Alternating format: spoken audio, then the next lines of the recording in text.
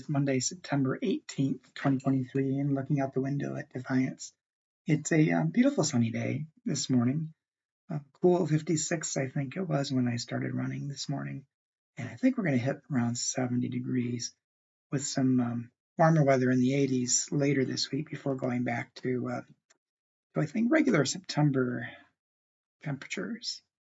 The devotion for today is entitled The Valley of Former Things, written by Chris Marishuk.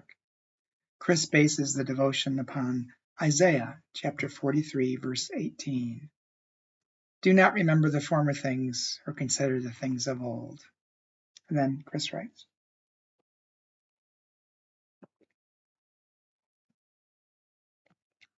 as a sentimental pack rat, my basement contains numerous boxes of former things. Photos, band flyers, cringy teen journals, letters, random ephemera, every item once holding enough meaning to justify keeping. With each annual basement cleaning, I'm able to release more stuff. Can't remember why I kept it? Toss it.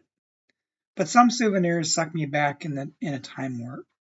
Locked in a reminiscing, romanticizing regret trance, I lose perspective of present realities and future possibilities. Invariably, a favorite Fugazi lyric snaps me out of it. You can't be what you were, so you better start being just what you are. The object then goes back in the box as a treasure, or in the bin as trash. I move forward. Do not remember the former things or consider the things of old. I am about to do a new thing. Do you not perceive it?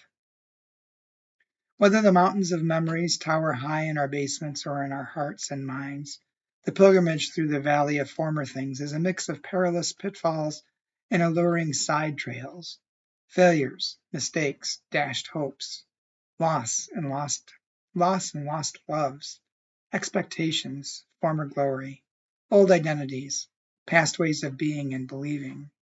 It's easy to get disoriented or even stranded. Remaining in that valley, we risk obstructing our view of new things and now things. But God beckons us forward on our journey. Pause, but don't dwell. Look around, but keep moving on the path. God has made a way through the wilderness of what was, guiding us to the wondrous possibilities of what will be. And a prayer. Divine way maker, help us navigate the former things obstructing our view of present realities and future possibilities. Amen.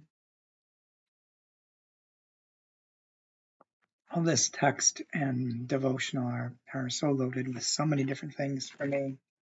One thing is that text, or at least that small portion of it, was one of the texts for my ordination service.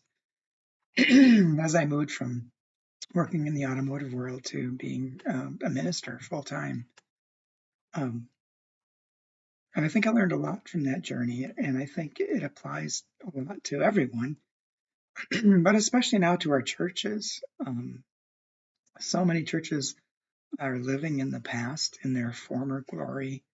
And when you just sit and focus on what was, it makes it very difficult to see what could be or even what is, for that matter.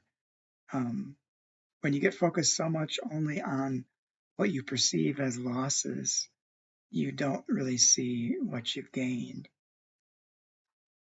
And I think that's too bad. And I think that scripture speaks to that. Do not remember the former things or consider the things of old.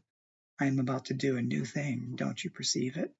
And we won't perceive it if we're stuck thinking about it in the past.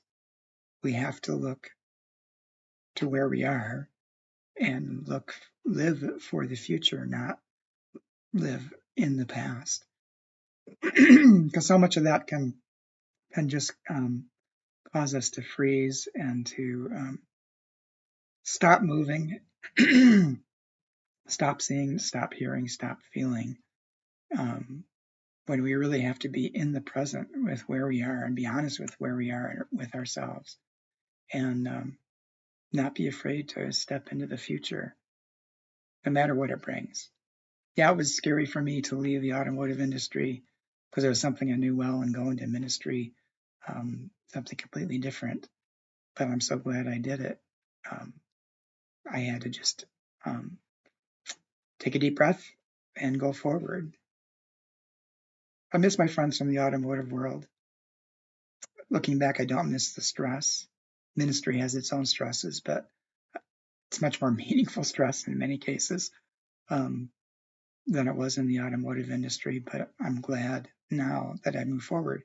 And now that I'm contemplating retirement, it's the same thing. It's taking a deep breath and stepping into the unknown, knowing that I'm not going alone.